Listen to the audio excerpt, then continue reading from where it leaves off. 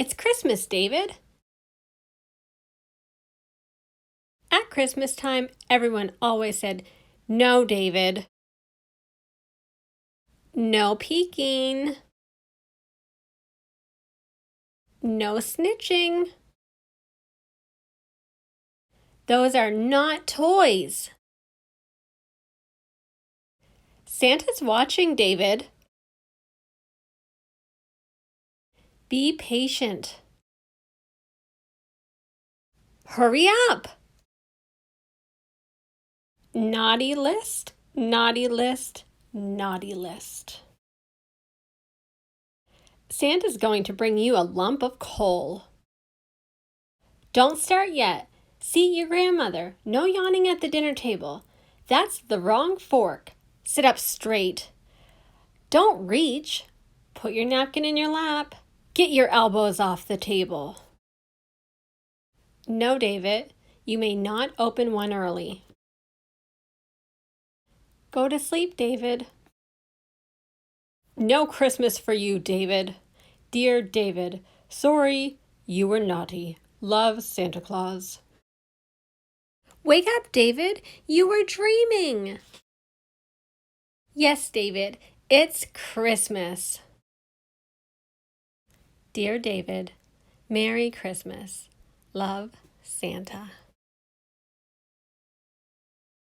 Home Alone. 'Twas 3 nights before Christmas, and the McAllister family was getting ready to leave for vacation. Everyone was busy packing. Everyone except Kevin, who was busy getting into trouble. Go straight to bed, his mother demanded. That's enough trouble for one day.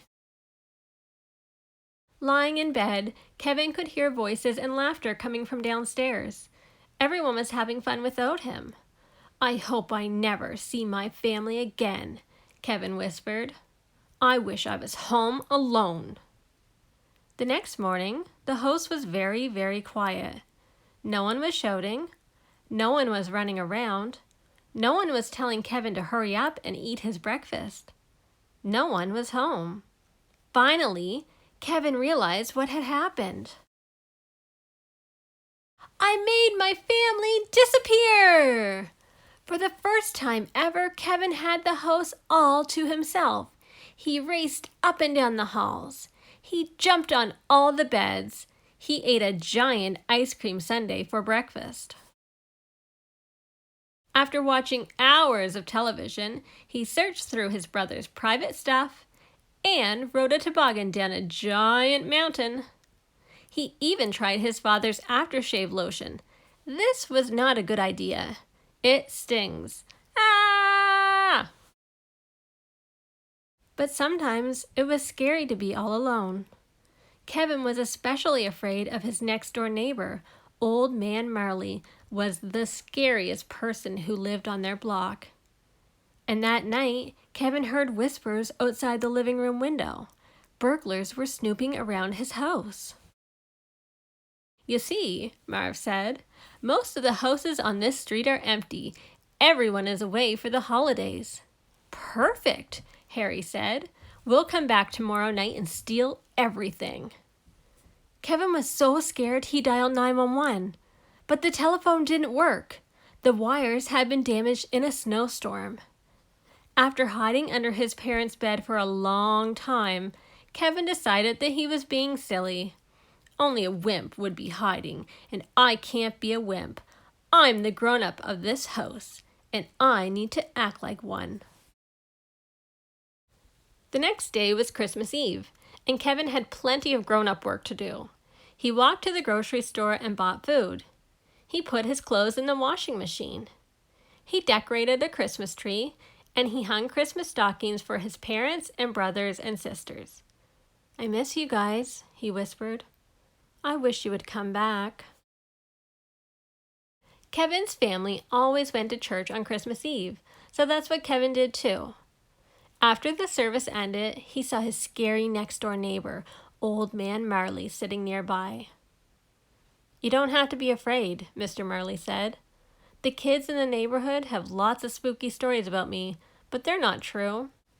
After they talked for a while, Kevin realized that Mr. Marley was in fact a very nice man.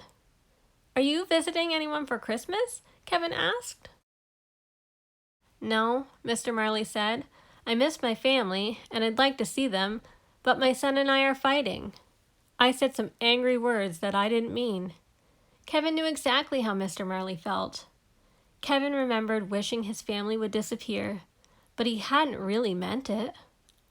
"You should try talking to your son," Kevin said. "Maybe I will," Mr. Marley said. When Kevin left the church, it was already dark. The burglars would be coming soon. He ran all the way home. Kevin made a plan that was full of booby traps. He scattered toy cars and smeared tar on the basement steps. He made a big pile of feathers and hid sharp ornaments under the windowsills. He sprayed water on the front steps and tied paint cans to ropes. He stretched a tripwire through the hallway and built an escape route to his treehouse.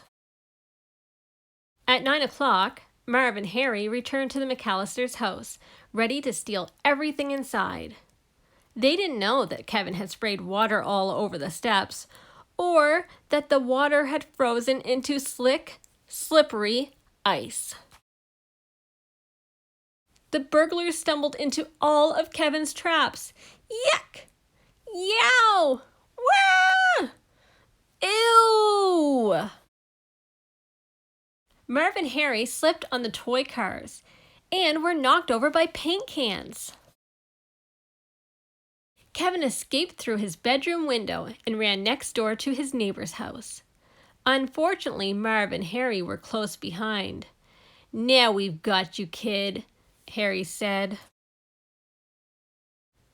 Mr. Marley arrived just in time.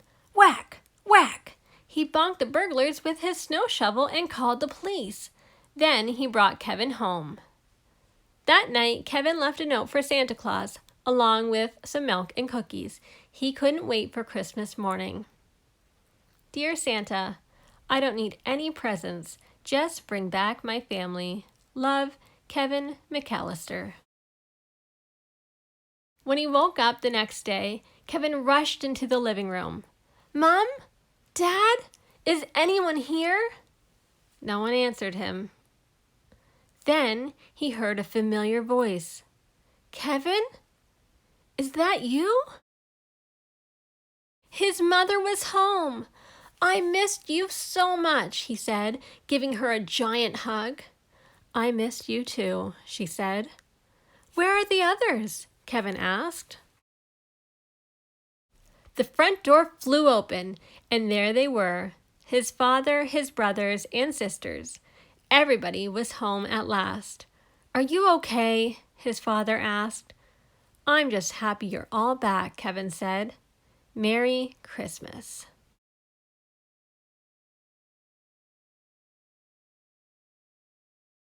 Dino-Christmas. Dino streets are all aglow as autumn winds turn into snow. Everyone is full of cheer. Dino-Christmas time is here. Fat flakes stitch a quilt of white, perfect for a snowball fight. Raptor races, stego chases, see the smiles on happy faces. Patchy pummels, compy flings, T-Rex tries snow angel wings. On ice like glass, the Dino skate. Mimi does a figure 8. The Taro twins hold hockey sticks. Look out! They pull the same old tricks. Hey, you two, that isn't nice. The twins are ousted from the ice. Triceratops has frozen toes. Icicles hang from horns and nose. They head inside to warm limbs up, steaming cocoa in each cup. T-Rex and Raptor feast on s'mores and cookies shaped like dinosaurs. It's Christmas in a few more days. The Dinos set out to amaze by hanging every decoration for a big time celebration. Tricera's group adorns the park with green that glimmers in the dark.